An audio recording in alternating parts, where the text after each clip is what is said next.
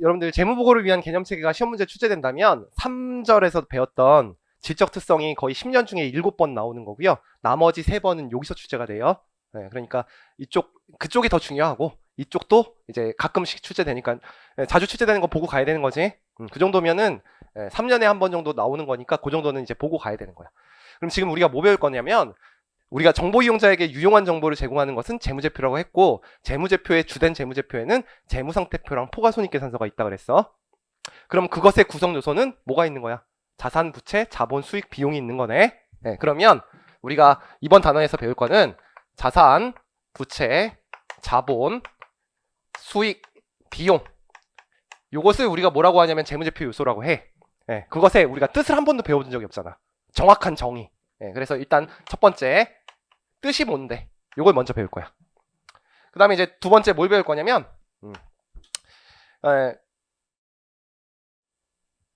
재무제표에 언제 기록할지를 여러분들이 배워야 되겠죠. 그래서 언제 기록할 거 인식이라고 합니다. 언제 기록할 거, 재무제표에 언제 분계를 할 것인가. 그래서 재무제표 요소를 장부에 포착하는 과정, 캡처하는 과정을 인식이라고 합니다. 그래서 인식 배울 거고요. 세 번째, 재무제표에서 언제 없앨 건데. 우리가 상품을 구입하면 상품 100원, 현금 100원이라고 기록하는 것을 인식이라고 하는 거고, 이게 팔리면 상품을 대변에다 쓰면서 없애지, 장부에서 제거하는 것을 우리가 제거라고 해요. 장부에서 삭제하는 거. 그래서 제거 배울 거고요. 그 다음에 이제 네 번째, 어떻게 재무제표에 표시할 것인가. 그래서 표시와 공시. 이게 무슨 말이냐면 어떤 기업은요, 그냥 상품을 외상으로 판매해서 발생한 채권을 매출채권 100원, 그리고 상품 이외의 자산을 판 것을 미지급금 100원, 돈을 빌려준 것을 대여금 100원 따로따로 공시하는 기업도 있고요. 금액이 크면 3개가. 이건 다 받을 권리지. 그래서 수취채권 300원으로 묶어서 공시를 하고 100원 100원으로 구성되어 있다는 것은 주석에서 표시하기도 합니다. 그래서 묶어서 표시하기도 하고 조금 더 분류해서 표시하기도 해. 재무제표에 표시하는 방법을 표시하고 공시라고 합니다. 그래서 우리가 요것들을 배울 거야. 재무제표 요소의 인식, 제거, 표시와 공시. 하나가 더 있는데요. 중간에 이제 측정이라는 게 있어요. 금액을 얼마로 할 것인가. 그래서 여기다가 쏘리. 다섯 번째 있고 네 번째 측정이라는 것을 이제 배울 거예요. 이런 것들의 내용을 배울 거다. 자, 여기서 이제 중요한 것부터 먼저 설명을 할게. 저는요, 항상 여러분들이 이제 시험 공부를 할 때 효율적으로 하기 위해서 항상 어떤 단원이 시작되면요, 그 단원에서 이제 중급회계 때부터, 지금은 중요한 거 아닌데 중급회계 때부터는 요 부분 중에서 어떤 게 시험에 자주 출제되는지 일단 설명을 해요. 그러니까 여러분들 공부할 때는 요 정의는 봐야 돼. 자주 나오고 이제 2차 약술형 문제에서도 나오니까. 그리고 요것도 봐야 돼. 인식. 제거는 거의 시험에 나올 가능성이 없어요. 나와봤자 인식과 같이 나오는데 정의를 충족할 때 인식하시면 되는 거고 정의를 잃어버릴 때 제거하시면 되는 거예요. 그래서 한 번은 봐야 되는데 출제 가능성은 좀 낮은 편이야. 그리고 측정은 봐야 돼. 그래서 요거는 나오는 편이고요. 표시하고 공시는 이번에 새롭게 들어갔거든? 안 나와. 나오면 내 손에 장을 찢어요. 한 10년 뒤에 나올 거야. 그래서 이렇게 중요도가 있다. 그런 다음에 이제 개정된 부분을 잠깐만 설명드리면 요거 개정됐어요. 아, 짜증나요. 자, 인식 개정됐어요. 왕 짜증나요. 제거 신규로 등장했어요. 원래 없었다가 신규로 등장했어요. 측정 개정됐어요. 그리고 요거 이제 신규로 등장했어요. 그래서 약간씩 조금 옛날과 내용이 달라졌어. 그래서 여러분들이 학교에서 혹시나 회계 원리를 들으시거나 중급 회계를 배우신 분들은 약간 내용이 개정됐다는 거 기억하시면 됩니다. 그럼 이제 여기서 우리가 이제 뭘 배울 건데, 자, 재무제표 요소 첫 번째 뭘 다루고 있냐면 정의를 다루고 있습니다. 그럼 무엇의 정의냐? 자산, 부채, 자본, 재무상태표 구성 요소라고 했지? 재무제표 요소 중에서 그 다음에 포괄손익계산서의 구성 요소인 수익과 비용의 뜻이 뭔데? 이걸 먼저 다루고 있어요. 됐죠? 자, 하나하나 필기를 해주면서 설명할 수는 없어요. 왜냐면 이 내용은 5장에서 다시 나올 거기 때문에 정의 그때 써줄게. 지금은 그래서 밑줄 쳐주면서 간단하게 설명할게요. 자, 재무제표 요소 19페이지를 보시면요. 양가로 1번에 자산은 과거 사건의 결과로 기업이 통제하는 현재의 경제적 자원을 말한다 라고 돼 있죠. 맨 마지막 줄에 파란색 박스 19페이지 찾았지? 자, 중요한 말이 세 가지가 있어요. 과거 사건 동그라미. 자, 여러분들 우리 회계의 대상은 뭐라 그랬지? 거래. 거래는 뭐야? 1월 1일부터 12월 31일까지 재산의 증감 변화를 일으키는 사건이죠.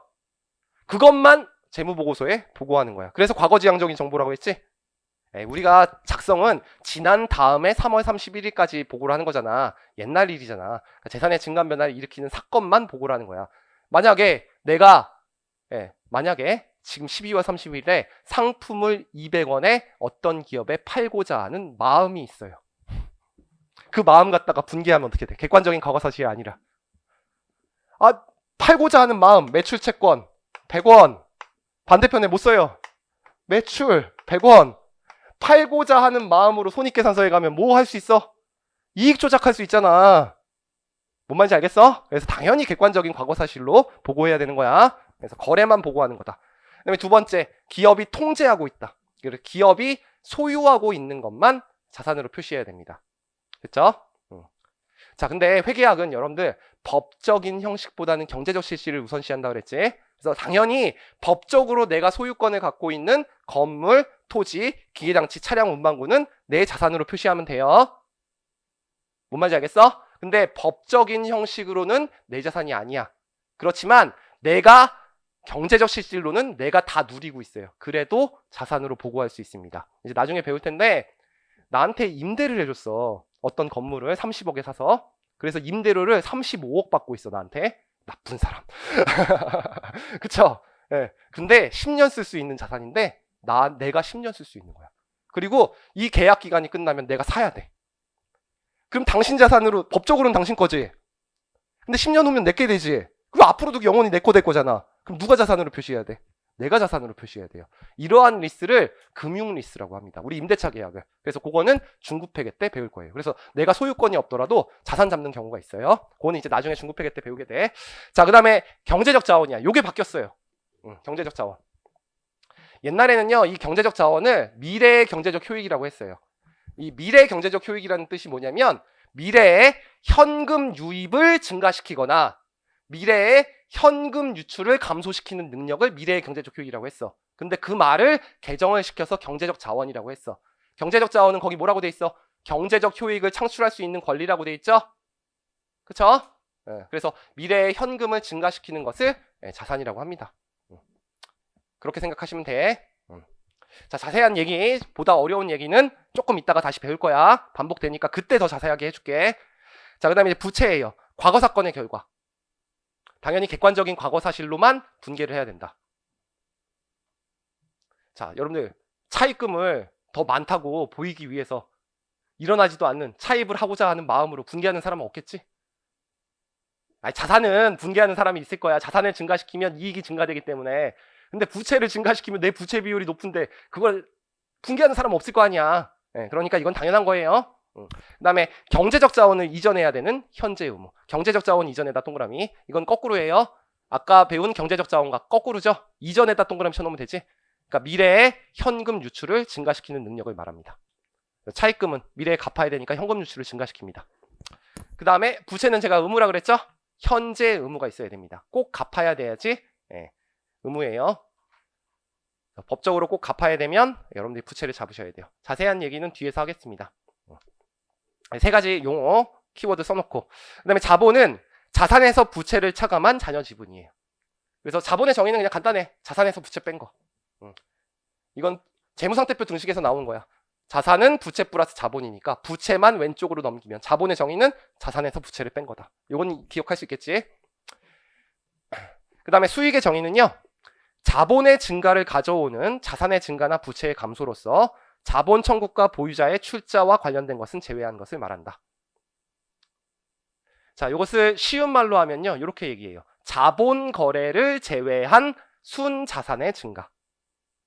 자본 거래를 제외한 순자산의 증가. 자, 여러분들 거래는 두 가지가 있다 그랬죠? 회사와 주주와의 거래. 여러분들 회사와 주주와의 거래를 손익계산서에 수익 잡으면 어떻게 된다 그랬어? 특수관계자이기 때문에 이익 조작할 수 있다 그랬죠? 그래서 회사와 주주와의 거래는 어디로 직접 간다 그랬어? 자본으로 직접 간다 그랬습니다. 그래서 회사 주주와의 관계에서 제일 먼저 회사가 설립할 때 500원만큼 출자해서 회사를 설립하면 자본 500원. 이렇게 분계를 한다 그랬죠? 자, 이거 손익계산서로 가면 돼요? 안 돼요? 안 되죠? 자본 거래이기 때문에. 그래서 요 거래를 뭐라고 그러는 거야? 회사와 주주와의 거래. 출자에서 일어난 거래는 수익을 잡으면 안 된다. 그래서 제외한다. 그렇게 써 있는 거지. 그 다음에 이제 두 번째, 순자산의 증가죠? 네, 순자산의 증가. 우리가 이제 수익을 인식하잖아. 그럼 수익을 인식하면요. 네, 이렇게 되죠. 매출이라는 것을 500원 잡았다는 게 수익을 인식한다는 뜻이야. 그러면 현금을 받았으면 현금 500원으로 분계를 하겠지. 자, 매출을 잡았으면 매출 채권, 외상으로 했으면 매출 채권 500원을 잡을 거야. 그럼 뭐가 증가돼? 자산이 증가돼요. 자산이 증가돼요. 차변에 있으니까. 또는 이럴 수 있죠. 내가 이 회사의 부채 500원만큼을 차입금을 갖고 있었어. 근데 이 매출을 하면서 그 차입금과 통치기로 한 거야. 그럼 부채의 감소는 어디다 써요? 차입금 500원. 차변에다 쓰죠? 그럼 부채가 감소되죠? 자, 우리 자본의 정의가 자산에서 부채를 뺀 거니까 회계학에서 순자가 들어가면 무언가를 빼준 금액을 말합니다. 그래서 이거를 다른 말로 순자산이라고 해요. 자본과 똑같은 뜻이야. 그러면 자산이 증가되거나 부채가 감소되니까 순자산이 증가하는 효과가 있죠. 그래서 자본 거래를 제외한 순자산의 증가를 우리가 수익이라고 합니다. 자, 한 가지 더 넘어갈게요. 비용. 한 장 넘겨보세요. 자, 비용은 자본의 감소를 나타내는 자산의 감소나 부채의 증가로서 자본 청구권 보유자에 대한 분배와 관련된 것은 제외한다라고 되어 있죠. 그래서 이것도 마찬가지죠. 주주와의 거래는 제외한 순자산의 감소야. 이번에는 자본 청구권 보유자에 대한 분배와 관련된 것, 자본 거래는 제외한다는 거지. 자, 우리 주식회사가 만들어진 이유가 뭐라 그랬죠? 돈을 벌어서 이익잉여금에 저축한 다음에 이익잉여금 갖다가 주식수로 뭘 하기 위해서? 배당을 주기 위해서. 그럼 배당의 분계는 어떻게 하느냐?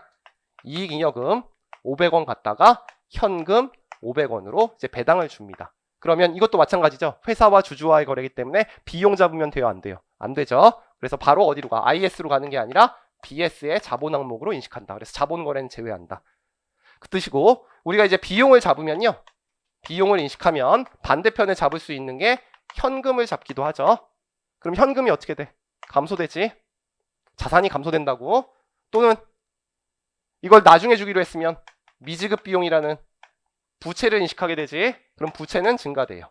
여기까지 알겠지? 그럼 자본을 인식하게 되면 자산은 부채는 자본 또는 다른 말로 순자산이라고 하기 때문에 자산이 감소되거나 부채가 증가돼요. 그럼 자산이 감소되면 자본은 감소될 거고 부채가 증가되면 마이너스니까 자본이 감소될 거야. 그래서 자본 거래를 제외한 순자산의 감소를 우리가 뭐라고 부른다? 비용이라고 부른다. 됐죠? 네. 이 정도 이해하시고 뒤에서 다시 볼 거예요. 그래서 뜻만 알고 계시면 됩니다. 그 다음에 재무제표 요소에 인식과 제거가 있어. 그래서 첫 번째 인식이라는 게 나옵니다. 인식. 자, 인식이라는 것은 밑줄 쳐놔야 돼. 요거는 이제 나올 수 있어요. 개정됐기 때문에. 인식은 장부의 분계, 회계 처리를 언제 할지를 결정하는 절차야. 인식은 자산, 부채, 자본, 수익, 비용. 이걸 뭐라고 그랬어? 재무제표 요소 중 하나의 정의를 충족하는 항목을 재무상태표나 재무성과표.